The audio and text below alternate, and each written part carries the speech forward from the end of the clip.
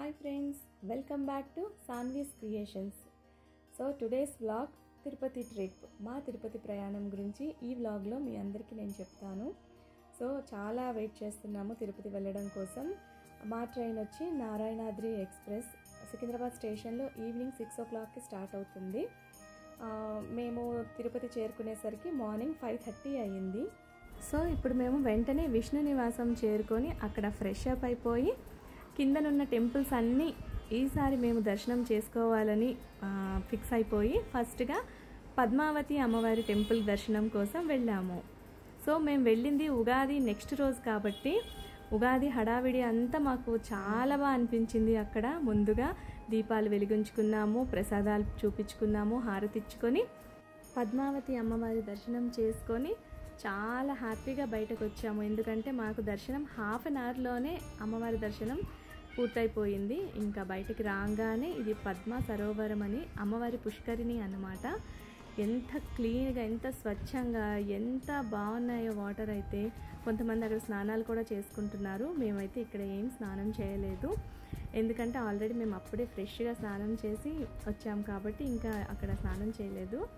ఇప్పుడు అమ్మవారి దర్శనము పుష్కరిణి అంతా అయిపోయాక బయటకు వచ్చేసాం. బయటకు వచ్చేసి ఇంకా ఫస్ట్ టిఫిన్ చేసుకొని ఇక్కడ మేము స్టార్ట్ అయ్యాము. ఇంకా నెక్స్ట్ టెంపుల్కి వెళ్తూ మధ్యలో ఇక్కడ స్వామివారి ఫేస్ మనకి క్లియర్గా ఈ కొండల రూపంలో మనకి కనిపిస్తుంది అన్నమాట. ఎంత బాగుంటుంది.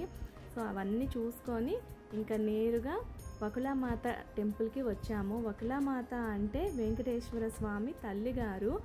ఆమె కూడా చాలా పెద్ద కొండపైనే ఉంటారు.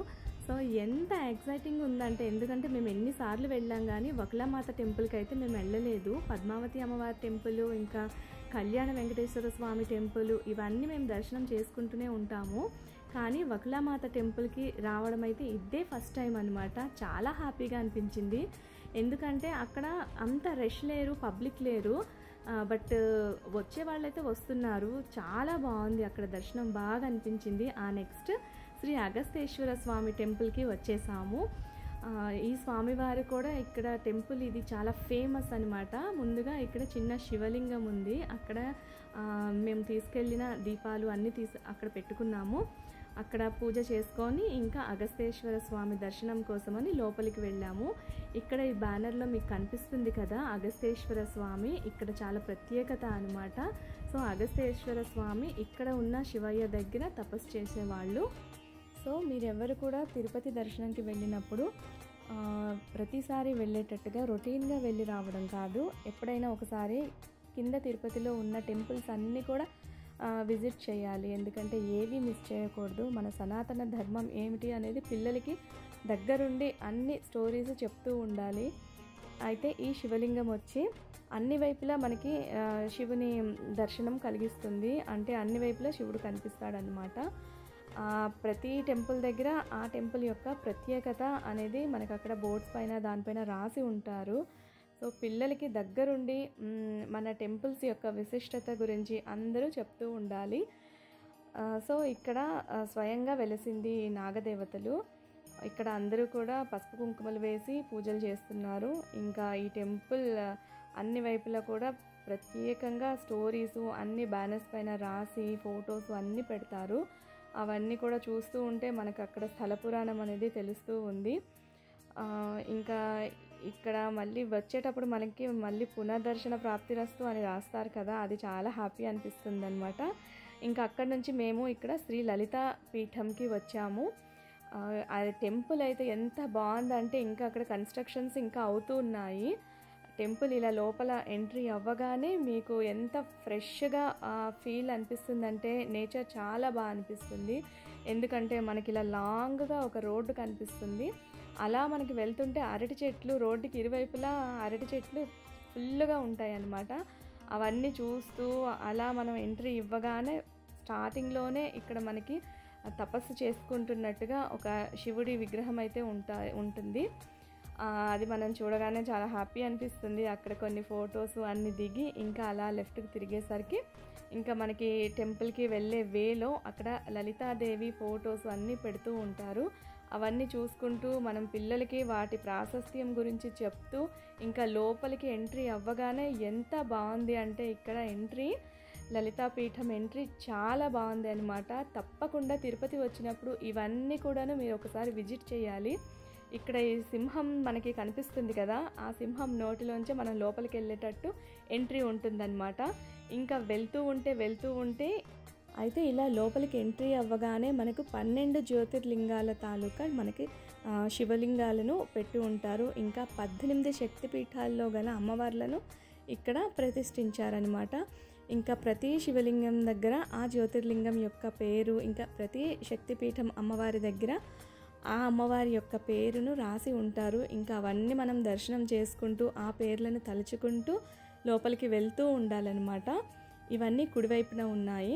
ఇక్కడ అన్నీ చూస్తూ ఉంటే ఒక్కొక్క జ్యోతిర్లింగం యొక్క పేరు, అమ్మవారి శక్తిపీఠం యొక్క అమ్మవారి పేరు అన్నీ రాసి పెట్టి ఉంటారు. అవన్నీ చదువుకుంటూ అక్కడ స్థల పురాణం రాసి ఉంటారు. అవన్నీ చదువుకుంటూ మనం లోపలికి వెళ్తూ ఉండాలి అన్నమాట.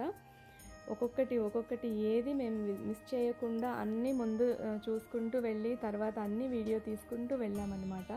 ఎందుకంటే ఏది మిస్ చేయకూడదు అని అన్నీ నిదానంగా చదువుకుంటూ దండం పెట్టుకుంటూ లోపలికి వెళ్ళాము. ఇక్కడ మీరు చూస్తున్నారు కదా మార్కండేయ స్వామి, ఎంత బాగా అనిపించిందో ఇక్కడ శివలింగాన్ని ఆయన పట్టుకొని అలా కూర్చున్న ఫోటో చూస్తే. ఇంకా గిరిజాదేవి, ఇది ఒరిస్సాలో అమ్మవారు, గిరిజాదేవి అమ్మవారు.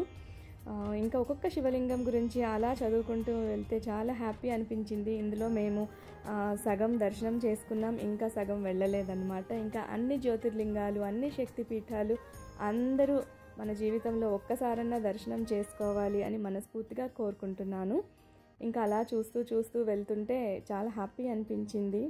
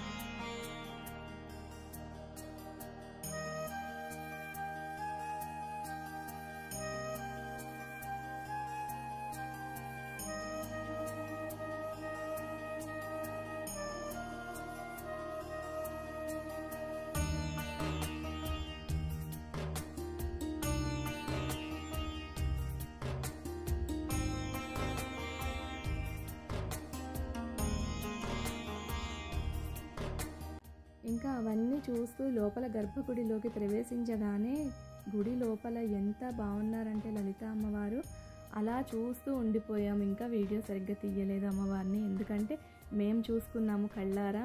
అంత బాగున్నారు లలిత అమ్మవారు. ఇక్కడ లలిత అమ్మవారి పాదాల దగ్గర శ్రీచక్రాన్ని ప్రతిష్ఠించారన్నమాట.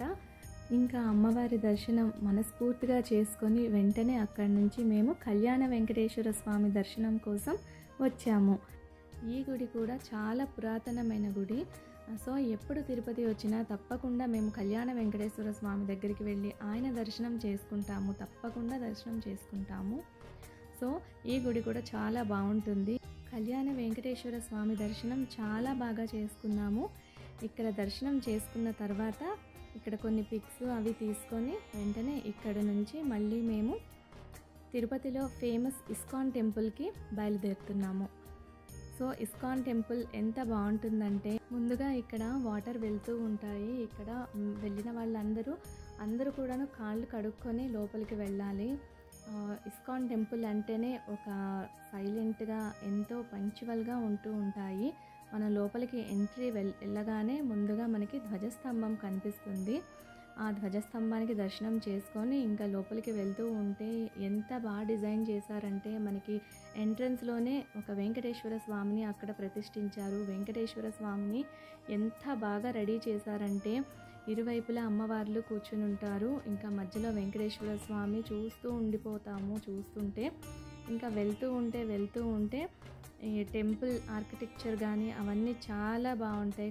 మన కళ్ళని కట్టి పడేస్తాయి అన్నమాట. ఇంకా లోపలికి వెళ్తూ ఉంటే పూజా సామాన్లు అన్నీ, అక్కడ ఫుడ్ ఐటమ్స్ అన్నీ ఇలా పక్కన వాళ్ళు సేల్ చేస్తూ ఉంటారు. ఇంకా అవన్నీ చూస్తూ లోపలికి వెళ్ళగానే మనకి అష్టభార్యలతో కలిసిన రాధాకృష్ణులు మనకి దర్శనం ఇస్తారు. రాధాకృష్ణులు అలా చూస్తూ తనివి తీరా చాలాసేపు అక్కడే ఉండిపోయాము. ఇంకా అక్కడ నుంచి మేము శ్రీ అభయహస్త ఆంజనేయ స్వామి వారి దేవాలయంకి చేరుకున్నాము. ఇంకా ఆ టెంపుల్ కూడా చాలా బాగుంటుంది. ఈ టెంపుల్కి కూడా మంచి ప్రాశస్త్యం ఉంది, అంటే ఇక్కడ స్థల పురాణం కూడా ఉంది అన్నమాట. ఇంకా ఆంజనేయ స్వామి దర్శనం చేసుకొని అక్కడ నుంచి కపిలతీర్థం చేరుకున్నాము. కపిలతీర్థంలో స్నానం చేసుకోవడానికి కూడా మనకి ఉంటుందన్నమాట, స్నానం కూడా చేసుకోవచ్చు. ఇంకా మేము అక్కడ కాళ్ళు చేతులు కడుక్కొని ఇంకా సూర్యుడికి అర్ఘ్యం సమర్పించుకున్నాము. సో పిల్లలు కాసేపు ఆడుకున్నారు, చాలా హ్యాపీ అనిపించింది. కపిలతీర్థంలో కూడా పిక్స్ వీడియోస్ అన్నీ బాగా తీసుకున్నాము. ఇంకా అక్కడ నుంచి ఇక్కడ లక్ష్మీ నరసింహస్వామి టెంపుల్ ఉంటుంది కొండపైన, అక్కడ స్వామిని దర్శనం చేసుకున్నాము. ఇక్కడ వేణుగోపాల స్వామి టెంపుల్స్ ఇంకా చిన్న చిన్న టెంపుల్స్ అన్నీ కూడాను క్లోజ్ ఉన్నాయి. అయినా బయట నుంచి చూసి దండం పెట్టుకొని ఇంకా అక్కడ నుంచి మేము కోదండరామస్వామి టెంపుల్కి బయలుదేరాము. కోదండరామస్వామి టెంపుల్ కూడా చాలా పురాతనమైనది. తిరుపతిలో ఎంత బాగుంది అంటే ఉగాది సందర్భంగా చాలా బాగా అలంకరించారనమాట. మీరు చూస్తున్నారు కదా, ఇది అసలు మాటల్లో చెప్పలేము. స్వయంగా భద్రాచలం రాముల వారిని చూసినట్టుగా అనిపించింది మాకు ఇక్కడ కోదండరామస్వామి టెంపుల్. ఇంకా అక్కడ నుంచి మేము గోవిందరాజస్వామి టెంపుల్కి వచ్చాము. ఇక్కడ గోపురం చూస్తున్నారు కదా, చాలా పెద్దది గోవిందరాజుల స్వామి టెంపుల్ గోపురం, ఎంత బాగుంది. ఇంకా అక్కడ దర్శనాలు అన్నీ చేసుకొని ఈసారి మేము కింద ఉన్న టెంపుల్స్ అన్నీ కవర్ చేసాము అని అనుకుంటున్నాము. ఇక్కడ షాపింగ్ అయితే చాలా ఉందన్నమాట, మేము కూడా చాలా ఐటమ్స్ తీసుకున్నాము. సో ఈసారి మా తిరుమల దర్శనంలో భాగంగా తిరుపతిలో ఉన్న టెంపుల్స్ అన్నీ మేము దర్శనాలు పూర్తి చేసుకున్నాము. We are so happy. Thank you so much for watching this video. Bye friends.